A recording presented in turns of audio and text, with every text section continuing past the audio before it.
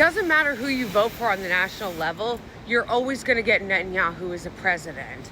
That's the moral of the story. I need people to remember that Trump, in fact, was running as the anti-war candidate. That Tulsi Gabbard, that fucking hack, which I told you guys she was a hack.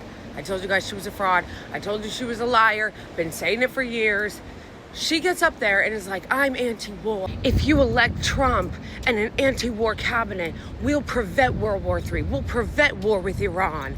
And then they get elected, they get into office, and it turns out that Trump, the so-called anti-war candidate, is a huge Zionist piece of shit who is just as much as a warmonger as every U.S. president before him, and just as much as a thirster for regime change as every fucking president before him. And Tulsi Gabbard, that fucking hack, gets up there all Colin Powell style and starts talking about they're right next to having a nuclear weapon.